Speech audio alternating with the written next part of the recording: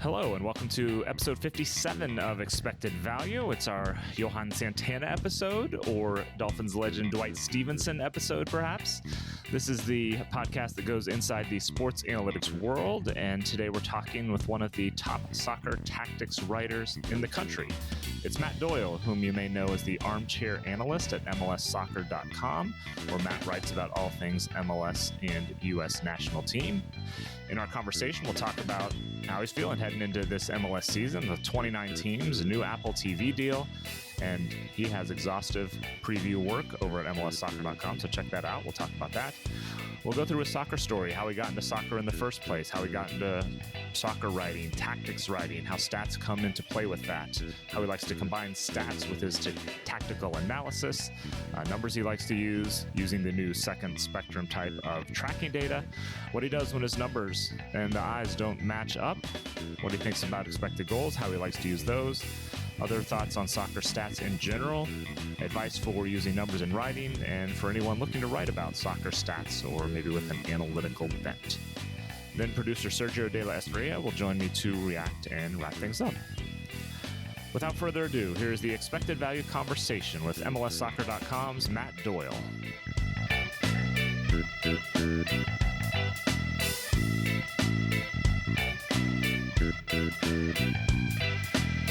We're joined now on Expected Value by Matt Doyle, senior writer and analyst for MLSsoccer.com. You may know him better simply as the Armchair Analyst. Matt, welcome to the show. Let's just start. How are you feeling heading into this MLS season? We've got 29 teams. You've got exhaustive preview work on MLSsoccer.com. How are you holding up as we head into the season? Exhaustive is a good word for the amount of work that we've done, and hence I am pretty exhausted. When I started the job, there were 15 teams. It was a different job back then. So just the sheer volume of stuff you have to know about each team. The fact that MLS teams now are better at going down their roster and creating relevant players from within or from some shrewd lower value purchases or from the draft.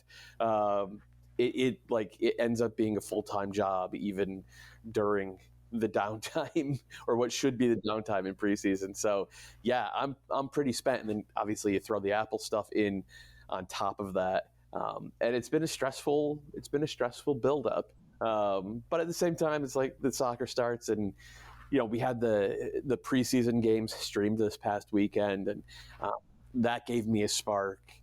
So I'm looking forward to it, but it's like I just trying to keep my head above water at the same time. Yeah, no, I hadn't thought about it from the roster standpoint, because obviously there's about double the number of teams, but there's also kind of double the number of relevant players on each team. So that's a good point. You mentioned the Apple thing.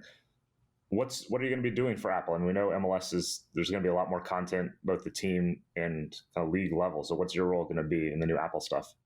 It's pretty much the same right now. I'm still writing my column. I'm still on Monday Extratime. There's some behind the scenes stuff that I'll probably be doing just because, I'm not a true data guy. Like, I'm not a numbers cruncher, but I have a good grasp on what the data is and the stories it's telling.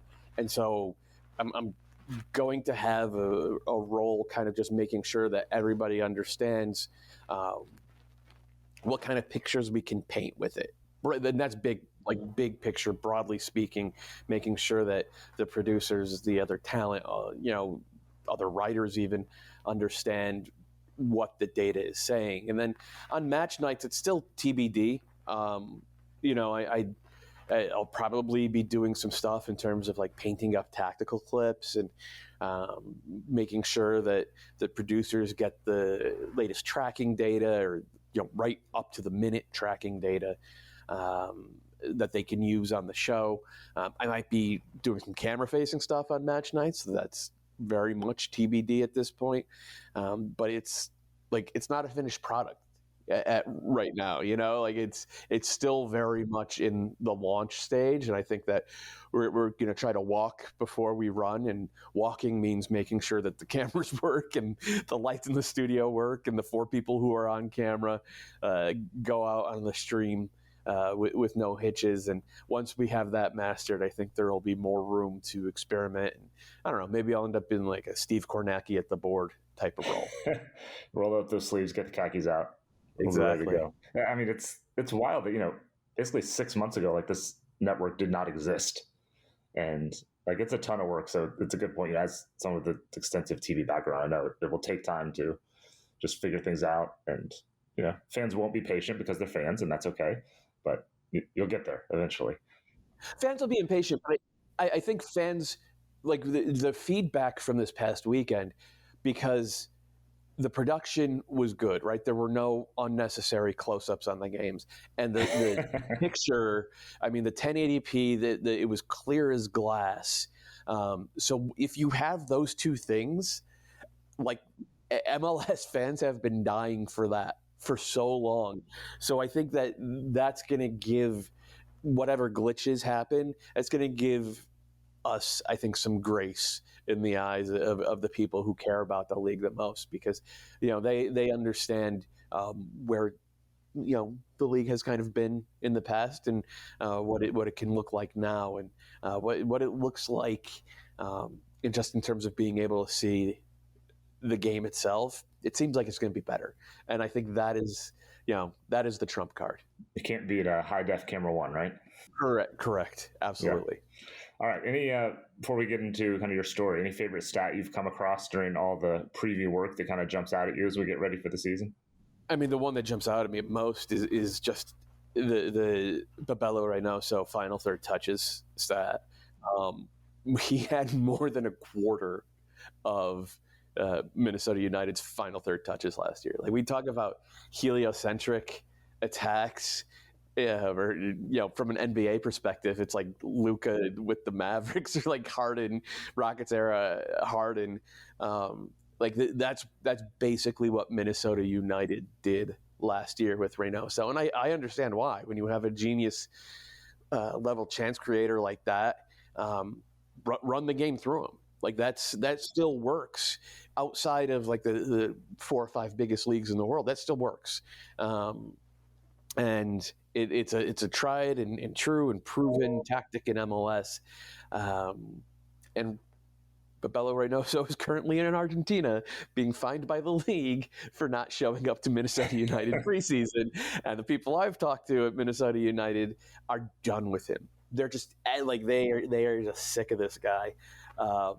And that seems like a really massive problem to me, because they built the whole scheme around him to a degree that we, like, over the past 10 years at least, we have never seen anything like this. Any one player so central to a team's not just chance creation, but like passing sequence chance generation at the genesis, at the very start of it. Right. So yeah, that's the one that jumps out, man. Like, Minnesota might be in some trouble if they don't come to a happy resolution here. Yeah, it seems bad to lose your most important player right before the season, sort of. Okay, so let's get into your soccer story of sorts. As everyone, especially people our age or so in the U.S., came to soccer all kinds of different ways, and not just it wasn't a traditional sport, obviously. So how did you get into soccer? I mean, from the beginning, before even the media world, just what was the allure of soccer? How did you find it, or how did it find you? Yeah, I was a kid. I was 12 or 13, I guess. And I think you're about the same age as me. So, in the 80s, God, every time the Olympics came around, it was USA versus Russia. And it was, it felt like the entire world was at stake. And you get that thrill. But by the late 80s, with the sort of starting of the fall of communism, but also the U.S. having sort of established that across most sports we were superior to the USSR, that I started looking for something else. And around that time, Paul Caligiuri scored the goal, 2006 World Cup. And I was like, against Trinidad, and I had an uncle who explained, he had been in the Navy, so he spent a lot of years in Europe, and was a soccer ref for like men's leagues in Virginia, and he explained to me, he's like, yeah, we're getting better, but against most teams that you'll see in the World Cup, we're always going to be the underdog. And I was like, ooh, I like that. I like that idea, that it's not just watching U.S. players, U.S. sport, expecting to be the best. It's like, okay, I'm going to go on a journey with this. And hopefully over the course of however many years, I could watch the U.S. go from, the 50th best team in the world to the first, hopefully, someday. It just appealed to that sort of the nationalistic sort of thing, the itch that basically everybody had in the 80s and that you have as a kid, and the underdog aspect of it. Then it coalesced at the 1990 World Cup, because I watched those games with my uncle, and he explained to me, he's like, Mateus and Maradona, you're not going to get those guys in the United States because we don't have a way to create, we don't have a pathway to create those types of players. You need a league for that. And like, that was the moment I became an MLS fan. I became an MLS fan 6 years before MLS existed, because I knew, like, I understood as a 12 or 13-year-old, like, okay, we have to create this pathway, and there's only one way to do that. I immediately became hooked because of that. So then, as you grew older, career started, et cetera, how did you kind of transition or find soccer writing and writing about soccer as your outlet? Well, I started as a sports writer when I was 14 or 15 years old with local newspaper. I went down to the sports desk, and I showed them some sample game stories I had written up of like a UConn basketball game watching off TV, and they started giving me the assignments to cover local high school stuff, and everything from JV girls volleyball to the local soccer teams and all that. My dad would drive me to the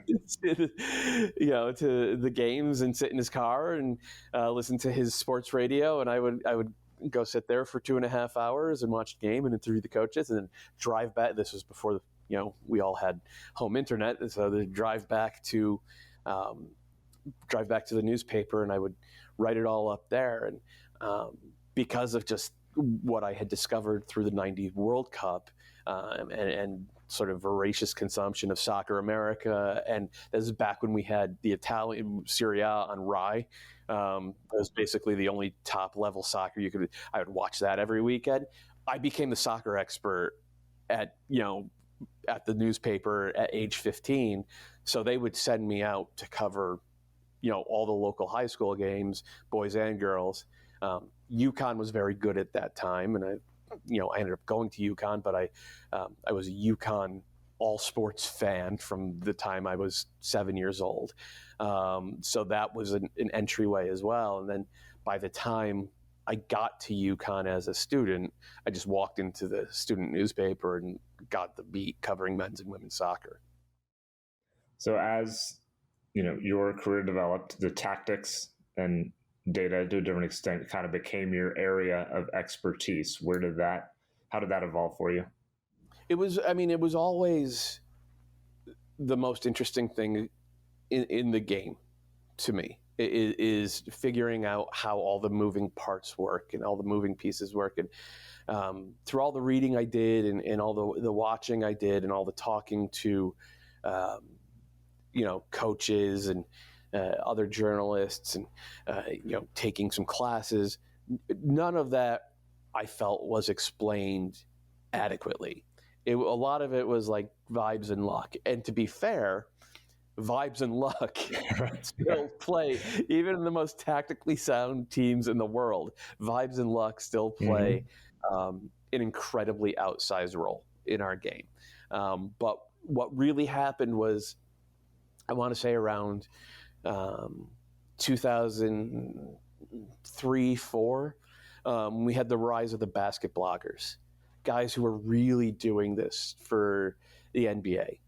And I saw that and I thought, ooh, I think I want to do that. And then at the same time, I met my wife, who has a cinema studies degree, and she basically does that with film and TV. She's like, here are the moving parts of the film. Here's how it works. And I was like, oh, I can do that for soccer. And so those two influences sort of coalesced while I was very unemployed in New York City and watching way too much MLS. And I just, I ended up, I've always had a voice as a writer. And so combining my voice with that sort of analytical bent, I kind of realized that there was a niche that I could hit. And I hit it. And then I got my big break in 2010 when Greg Lawless hired me at MLSsoccer.com. And that's kind of how it happened. So I guess about that same time you got hired is really kind of when soccer data started to become more available. Stuff beyond your basic goals and assists and whatever else somebody might be counting during a game. How did that come into play? How do you start incorporating that into your writing as it becomes more available? I mean, just having the Opta partnership, like that happened basically the day that I walked in the door. And so, the people who had negotiated the deal for that partnership were like, here's all this data. You should figure out a way to use it in your columns. Okay, I'll figure out a way to use it. And it was, to bring it back, it was very similar to what the basket bloggers were all doing. So I was like, I can figure out a way to do this. And so it was like, it was mandated to a degree, but it was also like, this will help me explain the game better. This will help me do my job better.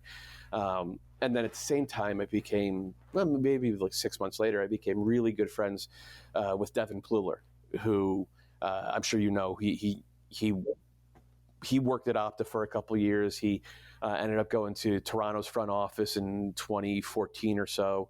And he's now, MLSE stats guru across multiple sports. But the really advanced stuff that he did, I would never be able to do.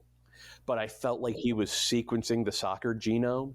So we would talk every day about like, what is the best way to get at this sequence of play or this overall pattern that we're seeing in the game.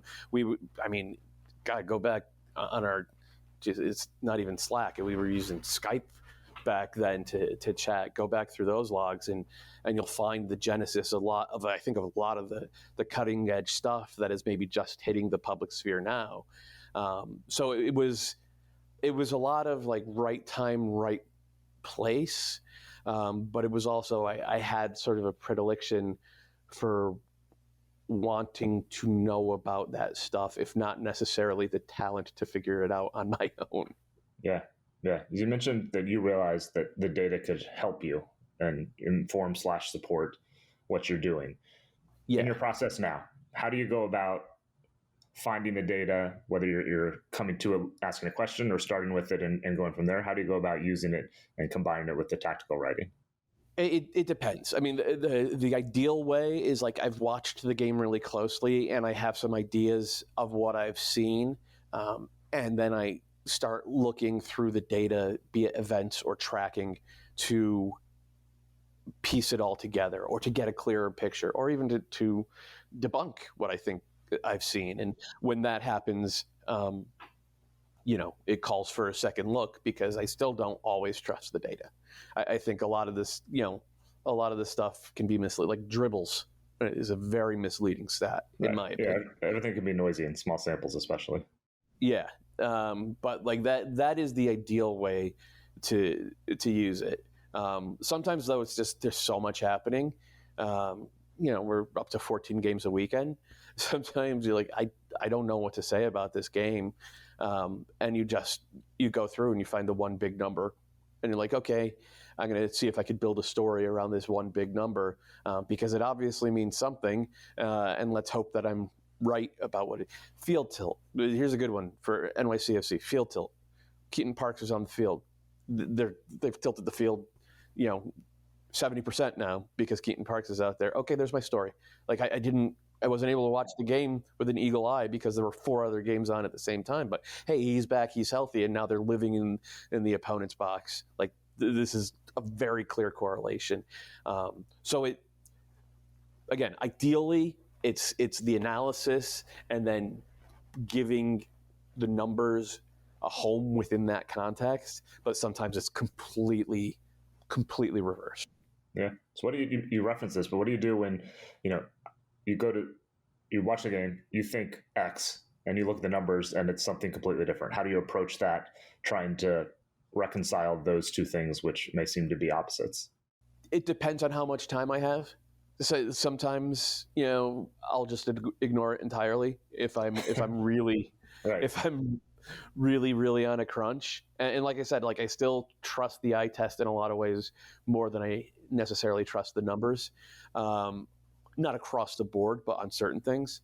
But sometimes they'll be like, send a note to the data providers and be like, look, guys, this didn't match up. How, can you go over this?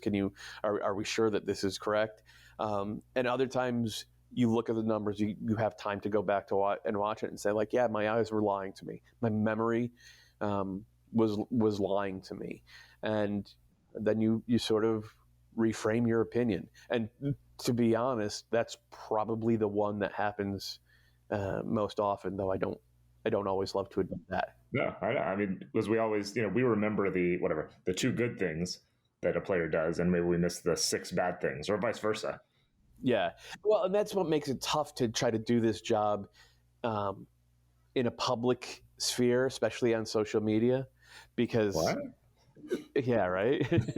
Like goals really skew people's perception of how the game happened.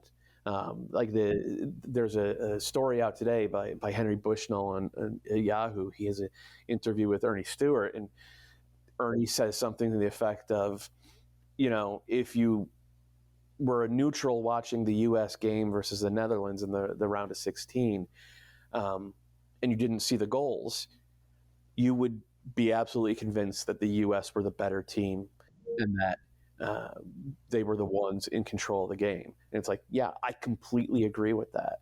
But that's not a conversation that people are really able to have. I don't want to say people. A lot of fans are not able to have that conversation because they can't wrap their heads around the thought. Yeah, I mean, it happened last night in this U.S. women against Japan. Japan outplayed the U.S. for most of the game, but Morgan and Swanson connect for 1 goal. The U.S. hangs on, wins 1-0. So everyone's relatively happy, though they probably could have, should have lost or gotten a draw out of it. Yeah, and it's like it's actually a data point that is like more concerning because it just keeps being more of the same for the women, where they just don't look as in control of games as they should, and you're reliant upon a moment of magic, and like, okay, but most games are not won that way. Right. And you want to create the baseline level of performance where you're giving yourself larger margins so that it doesn't take a moment of magic. It just takes you executing. You've referenced basically the second spectrum tracking data, which goes, is tracking all the players on the field at all times, not just on the ball events. What have you learned from that the past few years as it's become available? What do you like to pull from that and use? I think the best thing that it's been that it's provided has been the ability to understand with more clarity where and how teams are generating their chances. And because we could all see that, Nashville plays a deep block and they like to get Hani Mukhtar out on the run, counter-attacking team, set-piece team and all that. But to be able to put numbers to that, to be able to put numbers to a team like Montreal, who their whole structure is set up or was set up under Wilfried Nancy to control the pitch and not allow cheap counterattacking goals. And teams like NYCFC, who really use possession in a strategic way to spread the field and create these channels. Like I'm not going to say that the tracking data revealed like a whole, new world of what soccer looks like, but it made it easier to understand and explain the things that I think we all knew we were seeing. Yeah. How do you approach expected goals? I mean, it's kind of which is a staple by now of your advanced stats in soccer. How do you approach using those numbers, which, I mean, as we know, can be misleading, can also be insightful. It's all in these cases. How do you approach using that? I generally try to be, I really do try to abide by best practices, which is like, don't start really using them until you get an 8-game sample size, right? Because that's when it gets predictive over the course of a full season. But it's tough. It's tough because it is, even though it can be misleading over the course of one game, it can also be really, really useful. We saw that the other night in preseason when, New England beat Orlando 2-1. New England Orlando game, yeah. Yeah.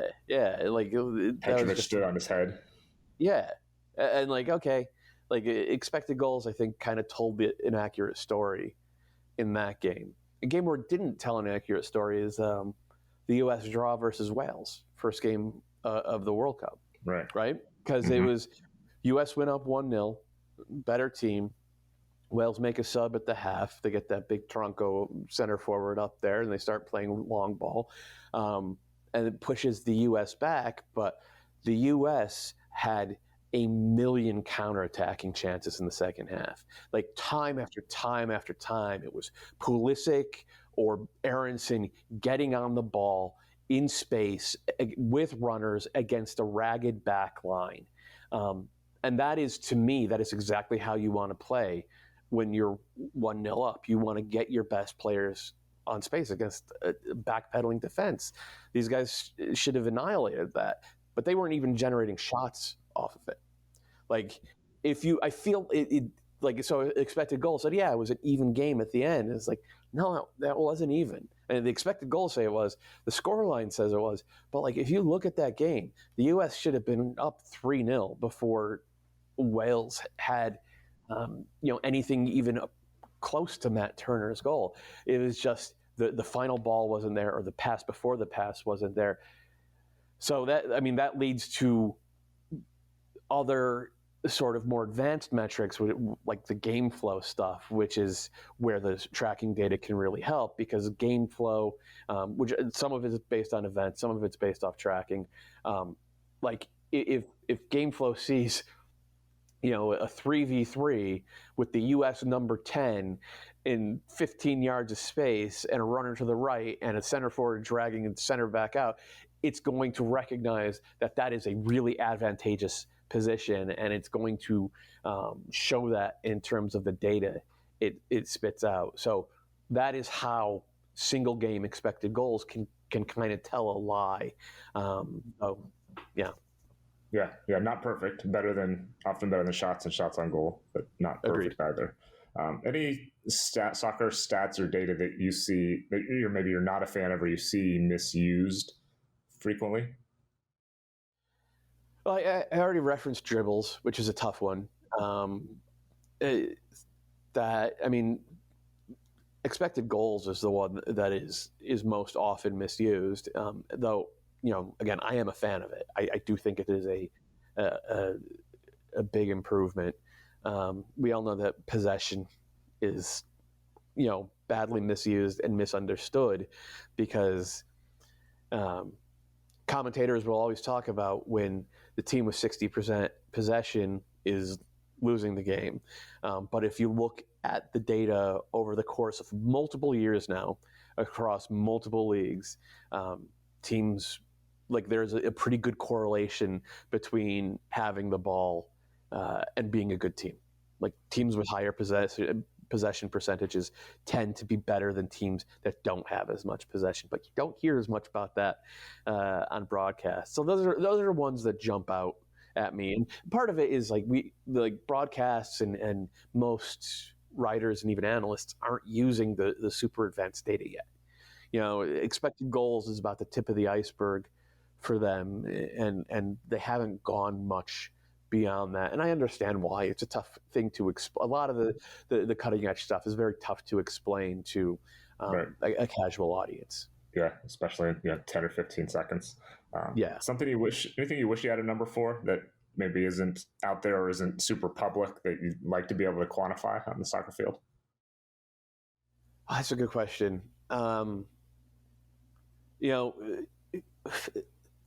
It's probably out there, but I want some sort of like rubric that is like field tilt times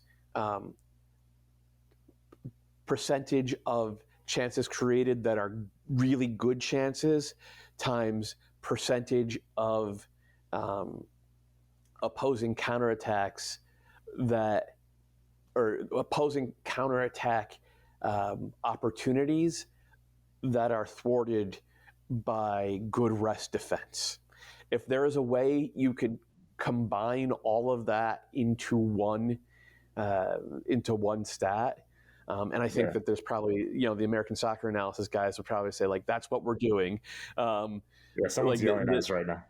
Yeah, like that is something that I think would go a long way towards explaining what I was just saying about possession, about why it's valuable and where it's valuable and how it's valuable on both sides of the ball. Yeah, it's almost an efficiency metric of sorts of how good are you with the ball and not both doing things and not giving up things to the opponent, that kind of thing. Exactly. So what advice, or kind of what's your approach, what advice do you have for using these numbers in writing? Because obviously, we've all read things that are too many numbers. I'm sure I've written things that have too many numbers, and they're kind of, I don't know, dull or hard to digest because there's just so much. What advice do you have when approaching using data, using numbers in your writing? I mean, avoid using too many numbers is a good place to start. Tell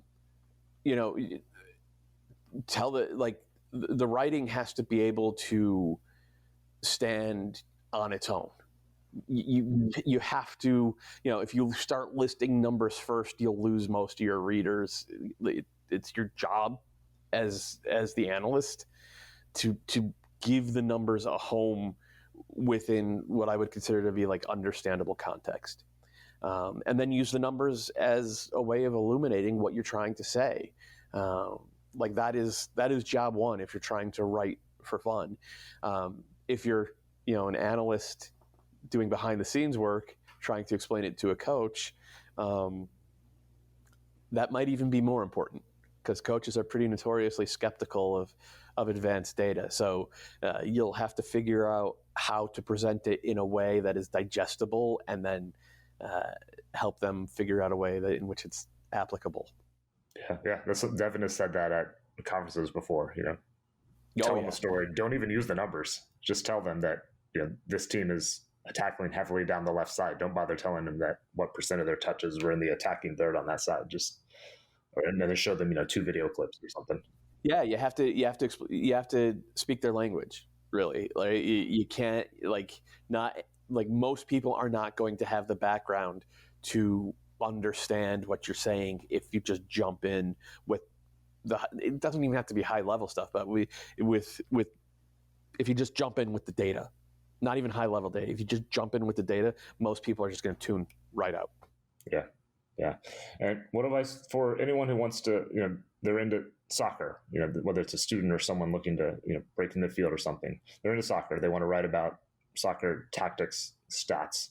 Where do you suggest somebody get started in something like that? At this point, I don't know. It's a lot. Yeah. Yeah, like I don't know I don't know what the best place to start is with this. Maybe just go with the box scores, and because there's a ton of useful data still in box scores, and go from that. Find the publicly facing stuff. FBref, I know, has a bunch of stuff. American Soccer Analysis has a bunch of stuff as well. See what you can dig around in there, and then while you're doing that, make sure you make plans to go into a more lucrative career instead. Yeah, have a backup plan, sort of. Yes. Or Yeah, well, no, have plan. a primary plan. Have Right. this be your hobby. Just be the backup plan, right? Well, we're going to drag people into the industry now, just like that. So, okay, let me wrap things up with our playing favorite segment, where we just like to rip through a number of your favorites. So, what is your favorite number, your lucky number, and why? 38, because it was my dad's favorite number, and so now I probably have to change all my passwords. I shouldn't have said that out loud. No, that's right. Who's your favorite athlete as a kid? Any sport? It was Cliff Robinson, UConn basketball. Yeah, UConn basketball guy, and Larry Bird. I mean, as I grew up in New England in the '80s, and I've been a hoops head my entire life. So, did you wear a headband because of Cliff Robinson? I did not. Did not. But in retrospect, I guess I should have. Yeah. You have a favorite nerdy thing that you track, whether it's something you do or something you like keep an eye on or whatever? I have a couple of things. One is just the drought in California. I lived in Berkeley for 7 years for this job, and it was beautiful weather, and there was no rain the entire time. Turns out it was once in a 2,000-year drought, probably not even probably, it's 1,000% because of climate change. And by the time we left, we had started getting the really bad wildfires. So I track the drought status. I track the status of California snowpack, because the usage for that, that's basically California's largest reservoir. Melts off during spring, summer, and into fall. And then I track the reservoir status out there throughout the West, and it's really kind of terrifying these days. And because of that, I've also started, I go on the treadmill and I watch videos about future clean energy tech. So I could tell you about perovskite solar cells and gyroscopic geothermal, advanced geothermal drilling and all that, because it's oh man, we really have what we need to solve most of this stuff. We just haven't had the political will to enact it. So yeah, it's a little grim, but that's the stuff that I try. We'll have to do another pod on advanced geothermal drilling and see how that one goes. It's very exciting, Paul. It's very exciting. All right. Speaking of things we could do other pods on, you and I are both huge fans of the TV show Firefly. What's your favorite Firefly episode? Well, I think everybody's favorite is either Objects in Space or Out of Gas. So yeah. I'm not gonna consider either of those, just because they're the obvious answers. I'll say Our Mrs. Reynolds. Saffron is just she's one of the greatest characters in TV history. Just such a great villain. That's the one. If I were to go back and watch one over and over again, which I do, that's the one. Yeah, no, I usually say Out of Gas is my favorite, and Our Mrs. Reynolds, or the other one with her trash, I think it's called. Those are the most fun. It's just a good time. So yeah, those are the ones I'll throw on when I just want to have fun for an hour. Finally, do you have a favorite "How did I get here" type of moment? You're like, all right, this career's brought me to a pretty cool place. You can kind of soak in. This is a cool thing that I've come to. Yeah, I think it was a 2012 Super Draft. Not Super Draft, sorry, Combine. Down when it was held in Fort Lauderdale every year, and that was. It doesn't happen anymore, but that was annual Woodstock for MLS Right, everyone's nerds. down there. Like everyone was down there. It wasn't it wasn't publicized, so people were speaking freely, drinking freely. There were a lot of late nights, a lot of fun times at the bar. You hear every rumor, every whisper, every true story, a lot of untrue stories as well. You see things that you shouldn't see. You learn stuff that you shouldn't learn. That was my first time experiencing that. Was after I'd been a fan of the league for 15 years already at that point. So you've heard, but like you don't know it until you get to live it. That was the one. Yeah. You learn a lot late night at the bar, whether you should be learning anything or not. The information starts flowing. You remember that place? It was called Bahia. It was across the street, across from A1A in Fort Lauderdale, from the hotel where everybody stayed at for the combine. They had like the best fish tacos I've ever had in my entire life.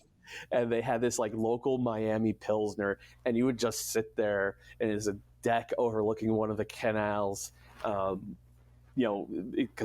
it wasn't ocean facing, and just sit there having beer after beer after beer, watching everybody cycle through this room.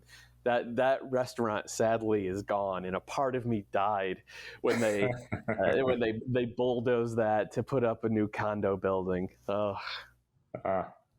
The glory days or something. All right, that's a good story to end with. So Matt Doyle, senior writer and analyst for MLSsoccer.com. Thanks for joining us here on Expected Value.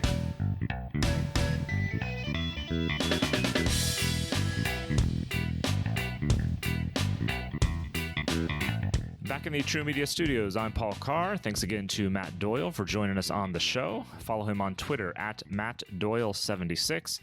Again, check out his season preview work to get you ready for the MLS season. You can find links to that on MLSsoccer.com in our show notes.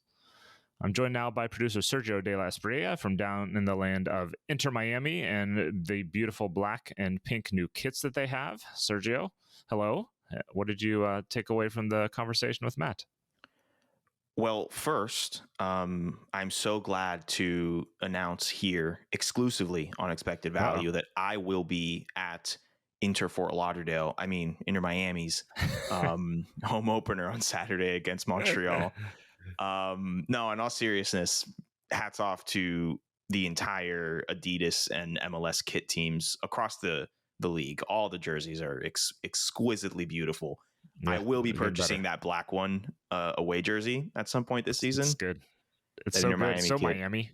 It is. It feels like us. It's great. I love when the kits or jerseys or in any sport really reflect the city and the location they're from, and I just love that. That is the most, that apart from the original Miami Heat, Miami Vice jerseys, those are the it feels like us. So I'm very happy about that.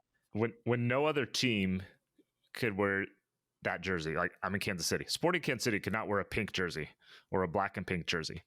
When almost no other team could get away with it, not even get away with it, it just doesn't go with the general vibe of the city. Yeah. That's when you got a good one. And exactly. Miami finally got the pinks right. The black and pink looks exquisite as well. When they finally build that stadium in actually Miami proper and not, for full disclosure, the Inter Miami Stadium is quite literally down the street from my house. I live in Broward County. It's a 15-minute drive for me. Like, it is nowhere near Miami, but when they do build the permanent stadium in a few years, very excited for that color scheme and to pop and all that stuff. So yeah.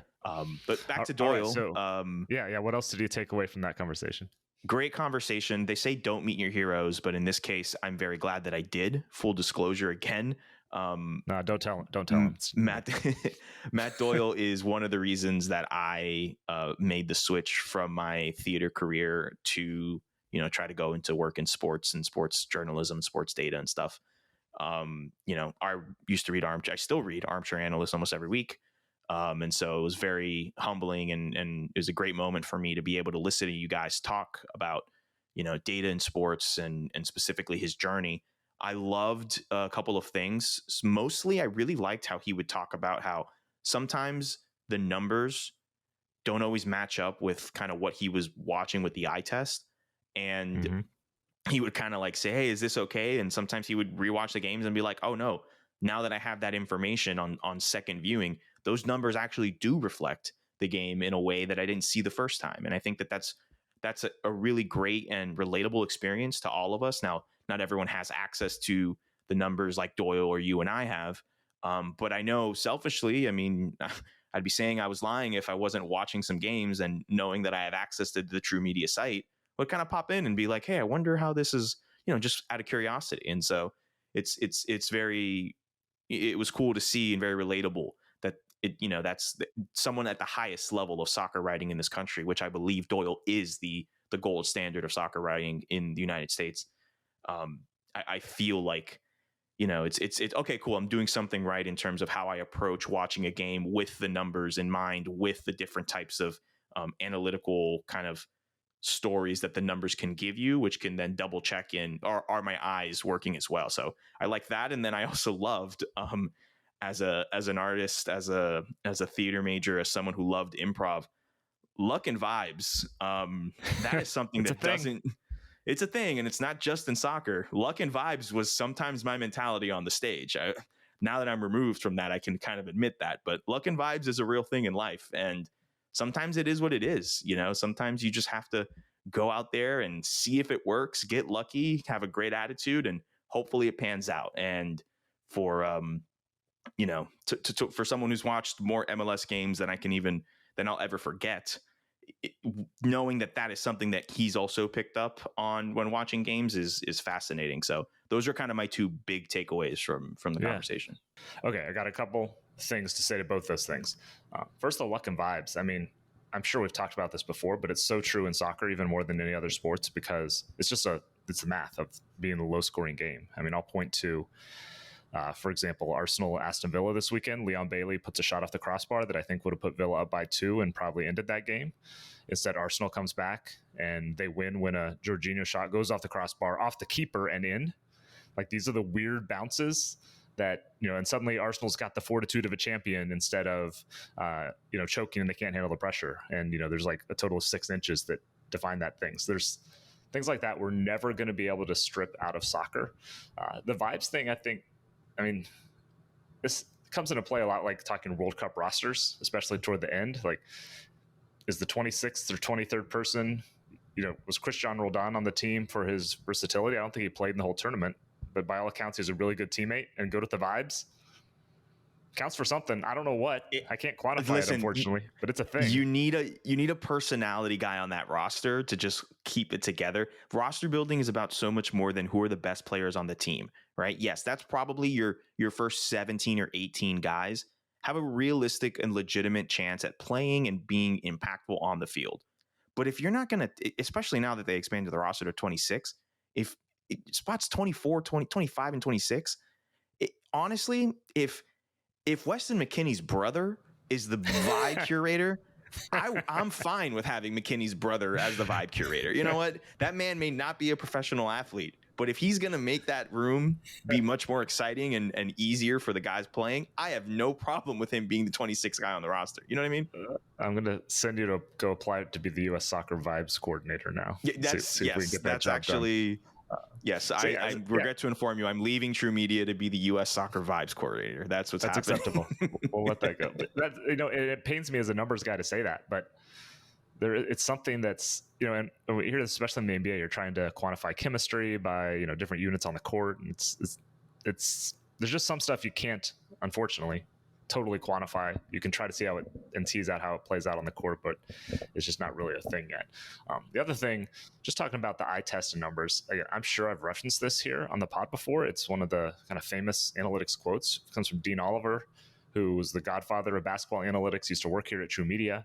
But the quote is, your eyes can watch a game better than the numbers can. However, numbers see all the games.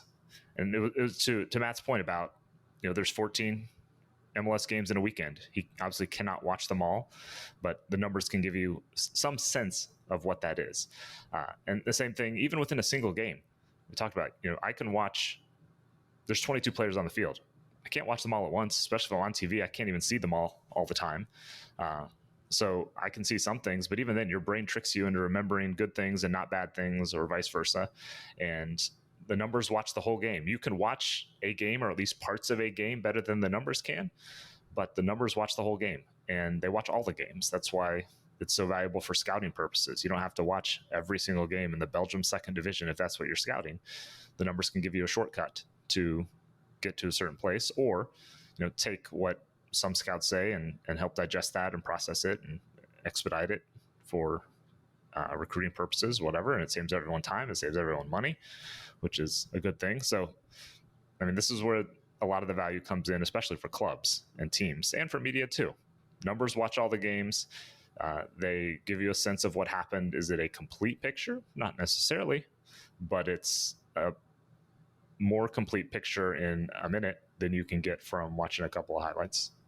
Yeah, absolutely. And listen, I think this could be the thesis of expected value, what I'll call in my era of expected value since I've come on. But we've said this 1,000 times, and we're going to say it 1,000 more times. The best way that you can use sports data is when you marry it with watching the game and stuff. It's intended to be a tool and not a crutch. Like we need to use this information as a way to, like what Doyle said, like, are we checking, hey, I had this one idea when I saw the game. The numbers are saying this. I could be wrong, but also let me use those numbers across the 8 or 9 games that I couldn't sit down and watch 100% over the weekend. And let me use those numbers to go back and influence how I can rewatch the game. Because I'm sure, yes, Doyle goes back and watches all those games afterwards, but in the moment, obviously can't do that. So they're very necessary. And it's one of the reasons why I like kind of what we do here, because at TruMedia, because we're able to provide that information. We're able to aid teams and our media clients and everyone else with how they can digest their sport, whether it's baseball, soccer, anything else that we're doing, football. So I think that's, again, want to emphasize that is kind of our here in expected value, our like thesis statement, I guess, is the easiest way I could put it, Yep, for sure. All right. Thanks, Sergio. Thanks again to Matt Doyle for joining us on the show. As always, please subscribe, rate, review the show wherever you get podcasts. Help spread the word, keep the pod going. While you're doing that, check our archives. We have over 50 episodes, plenty of soccer guests that include Tom Wervel, who's now a data scientist at RB Leipzig, Mike Goodman is a soccer editor for CBS, even Greg Berhalter, former, maybe future, who knows, U.S. head coach. We'll see where that goes. And follow us on Twitter at TruMedia Sports, TRU Media Sports, where we showcase how teams in media are using our analytics product. On behalf of Sergio de la Espriella and all of us here at TruMedia, I'm Paul Carr. Thanks for listening to Expected Value, the podcast that goes inside the sports analytics world.